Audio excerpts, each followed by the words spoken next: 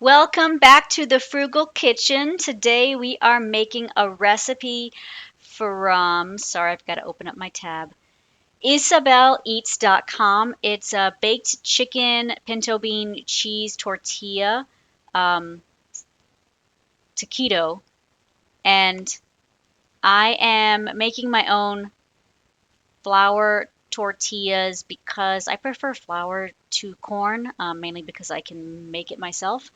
But the recipe does call for corn tortillas instead. If you want to make flour tortillas, you can start with 3 cups of flour, 1 teaspoon of salt, 1 teaspoon of baking powder, and then you can add a 1/3 cup of olive oil or vegetable oil, and then you'll microwave 1 cup of water a little bit so that it's warm, and then put the water and oil into the bowl together.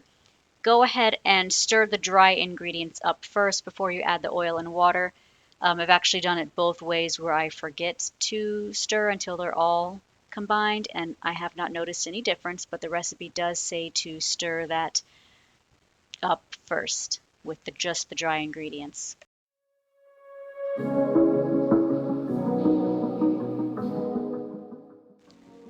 I don't know why I mixed the oil and water together, except maybe to show that they can mix. Oil and water don't mix. It's just a thing parents say. Um, and then it does say to pour it slowly into the bowl while it's running, but if that makes a mess, don't worry about it. I don't think that matters that much. It is just something in this recipe.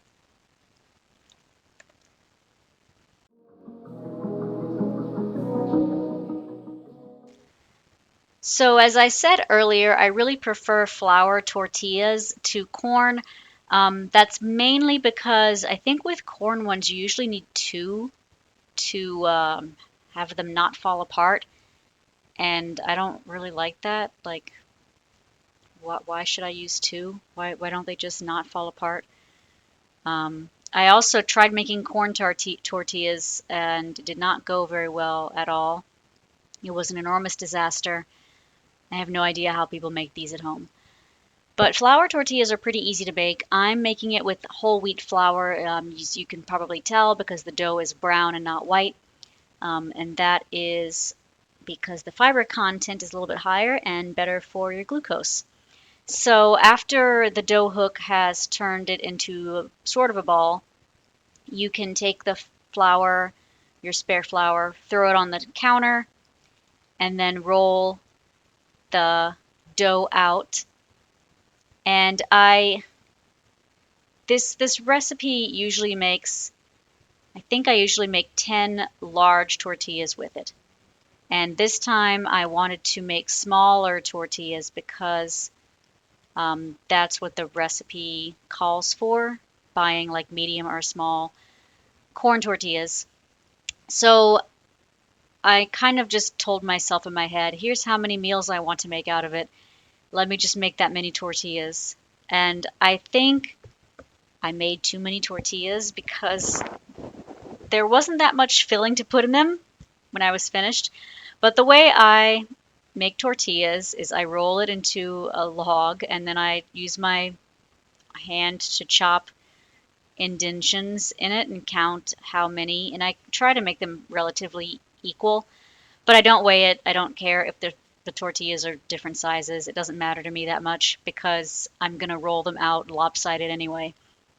So I made 14 tortillas. 12 would have been fine, 10 would have been fine too. Maybe do half the amount of flour or half the amount of the whole quantity of this recipe if you want fuller taquitos. The other thing in my head is that, and I don't know if this is true, I kind of think of taquitos as a snack, and that's why I wanted the tortillas to be small.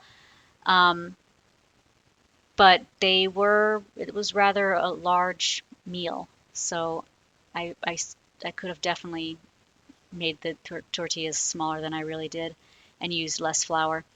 So you're going to take whatever section you have, roll it into a ball in your palm, and then flatten it a bit and set it off to the side.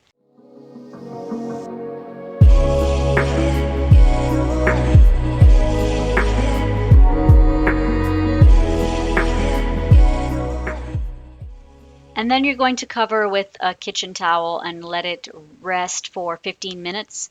I believe the baking powder needs time to do things with the flour.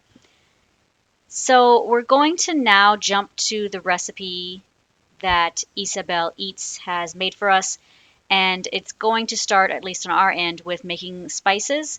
So we're going to mix half teaspoon of chili powder if you have it. I did a quarter teaspoon of cayenne powder, then a quarter teaspoon of cumin, a quarter teaspoon of garlic powder, and a quarter teaspoon of onion powder. It looks like I was supposed to add a quarter teaspoon of sea salt, and I did not remember that. Or if I did, I cut it out. I saw something white in there. Then stir it all up.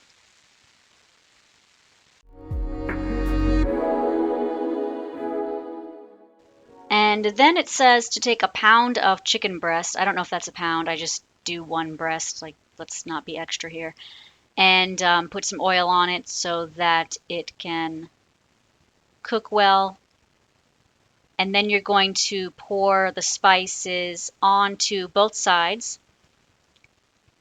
And then I've got it on our toaster oven tray because I didn't feel like turning on the big oven. So you can do it either way. I don't think our toaster oven has a very different outcome with the things we bake compared to the regular oven. Make sure you rub the spices that are on your finger onto the chicken so you don't waste all that good spicy stuff. Then bake it at 350 for 25 to 30 minutes. I did 25 minutes.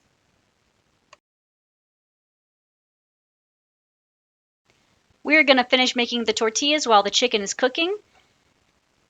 So throw a little more flour on the counter and then use a rolling pin to roll them out into circles. I'm not very good at this, but I do know that the trick is to go in alternating directions. So whether that is changing the direction of the tortilla itself, the way I'm flipping it, or rotating the rolling pin, either one of those will work. You just want to make sure you don't go for too long in one direction because that will attribute to the lopsidedness. So I cut out all the scenes of me rolling the rest of them because I figured you didn't want to see that. It's not that interesting unless you're trying to fall asleep, and then it's probably something that you would want to see.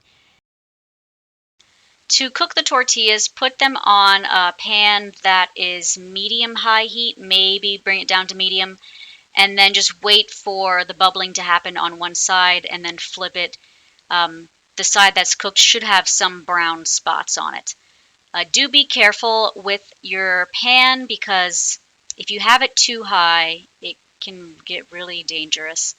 Some recipes say to spray the pan with a nonstick spray, but that just adds oil to the tortilla, and I've actually never tried that. Maybe I should, but I never do it that way. I just cook it dry, and it works. So do whatever you prefer.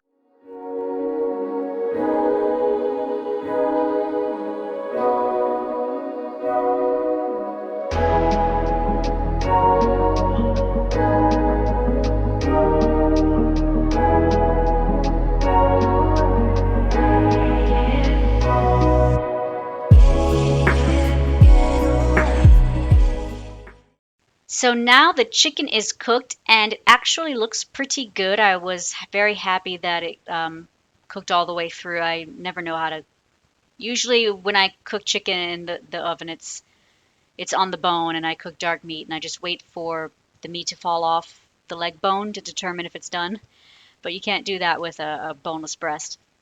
So the recipe says to shred it with a fork and knife, which I've never done before, and maybe it's me, but that was kind of difficult and not all that pleasant of an experience. And I was left with these gigantic pieces too.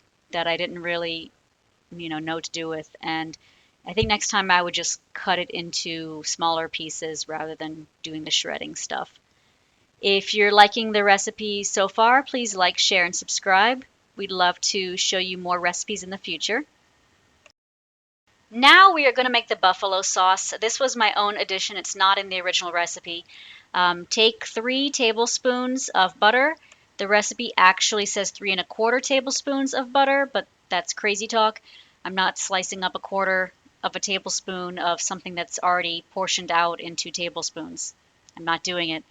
Then melt it in the microwave for like 20 seconds or so, maybe even less than that because it's a small quantity. So there's the melted butter. We're going to mix some Louisiana hot sauce into it. I do not have Frank's right now. Any Tabasco-based red sauce will be fine. And then you're going to do a 1/3 cup of the hot sauce and then mix that with the butter. And that's literally all buffalo sauce is, butter and Tabasco sauce, or this is actually thicker than Tabasco sauce. So I don't know if you recall my recipe for buffalo chickpea hot pockets a while back, but the reason I'm making this into a buffalo thing is because I was trying to accomplish that for that recipe, and there wasn't enough, there was no buffalo sauce really, it was just hot sauce and tomato sauce, so that does not make buffalo sauce. This is real buffalo sauce though. So I wanted to do that. I have this other recipe that's basically the same thing as this, and it's canned chicken, which would also be a good substitute rather than the breast.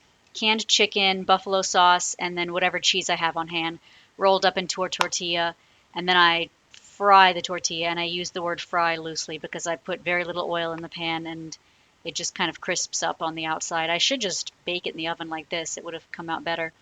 But I've been making those for a long time. I call them buffalo chicken. Oh, so what it was my copycat recipe for a Grand Lux Cafe appetizer that was like a buffalo chicken wrap.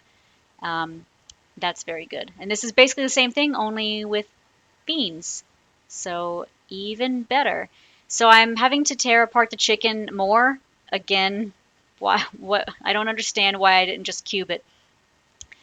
There is the pinto beans that I made earlier. If you want to make pinto beans out of dry beans or dry pinto beans, use 3/4 cup of dry pinto beans. Let that soak overnight. Drain that soaked water and boil it with fresh water for a couple hours, and then you should be good.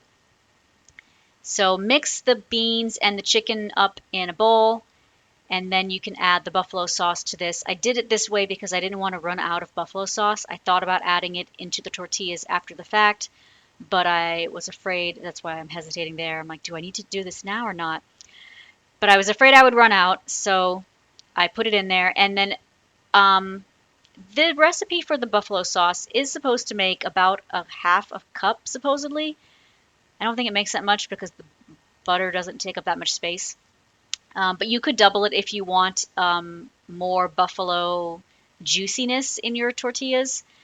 The flavor was good, but it could definitely use some more buffalo juiciness.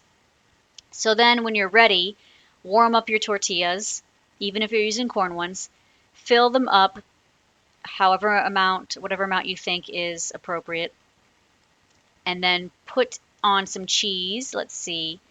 The quantity of cheese recommended here says 1 cup, and I did not measure, so sorry. I probably used more than a cup. Roll them up, pop them in the pan, a 9x13 pan with the opening face down, and then just keep going till you're practically finished. Another thing that has crossed my mind with the chicken, if you're using a breast, would it not make sense to just cut a long skinny piece of chicken, enough pieces so that you had 1 piece of chicken for every tortilla, so that way you don't run out? Because I'm always afraid when I make something like this that I'm going to have the wrong quantity of filling for the tortillas. So if I had just sliced up 14 pieces of chicken, I could have put one piece of chicken in every tortilla and thrown in as many beans as I wanted in there and not felt like I was going to run out.